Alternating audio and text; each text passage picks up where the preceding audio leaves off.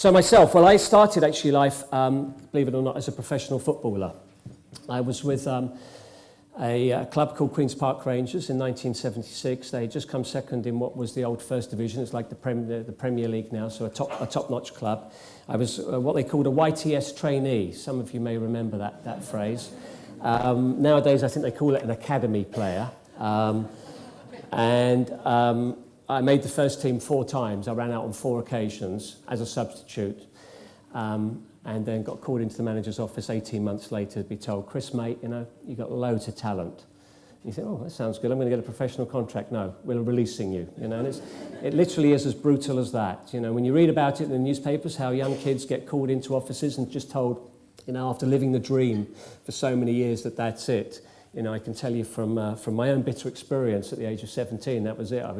I was kind of released, and that was it. I was out. So I played semi-professional football for a number of years. So I then went to university. Well, actually, it was Polytechnic, Southbank Polytechnic in South London. Everything's called a university these days. But I went there and I did what they call a BA Honours degree, which means you have a year in industry. And 2 companies offered me a job. One was Elizabeth Arden and one was IBM. And Elizabeth Arden were paying more money, and I had student debts like all students do. So I went to Elizabeth Arden, and that's how I ended up in cosmetics. And lots of people say, you know, how did you end up in cosmetics? And I tell them that story because so many of the kids in my organisation come to me and talk to me about how they can map out their career, you know, in the most finite detail. You know, millennials, there are some millennials in the room, I know, but I mean, you know, they want to understand, they do this for a couple of years, and then they do that for a couple of years, and they do that for a couple of years. Will they become president of the company or whatever? And I try and dispel all of that, frankly, because so much of it is about luck, fortune, being in the right place at the right time. And, you know, the piece of advice I always give them is, you know what?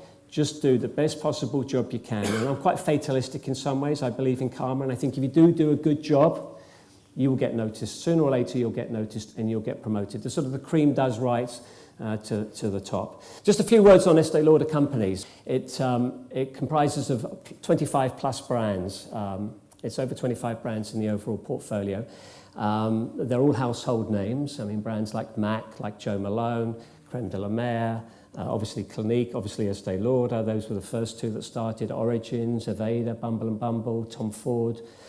I'm missing some out, I know, in all of this. But there are some huge brands in the portfolio. And it's a collection of brands. And so I'm one of the few people in the organisation that actually has a role that covers all of the brands, because we are first and foremost a branded organisation. So we are branded to the consumer. We never go out and market Estée Lauder companies. We've only ever done one thing, which we marketed at Estée Lauder companies, and that's we support the National Historic Palaces Foundation in terms of the restoration of palaces here in the UK, and we sponsor that as Estée Lauder companies. It's the only time we've ever done anything worldwide that really talks about Estée Lauder companies. So unlike, for example, our closest rival, L'Oreal, they will talk about their brands being part of the L'Oreal family.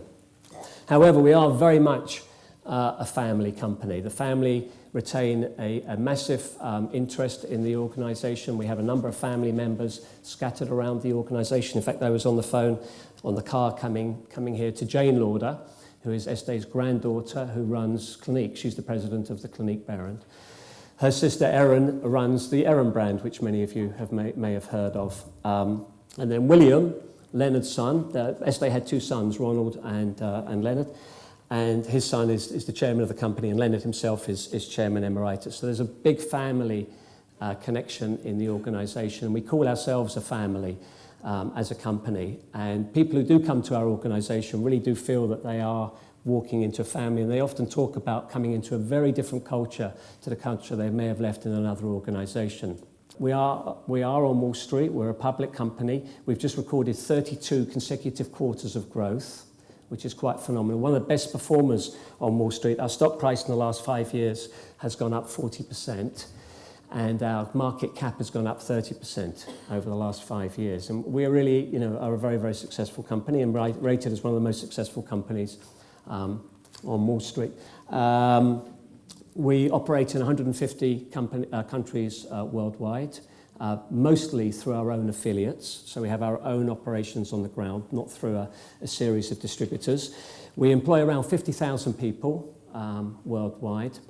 And as I mentioned before, our results have almost been second to none, absolutely the best performance within our peer group over the last 5 years. So we are in a, we're in a very, very good situation as a company.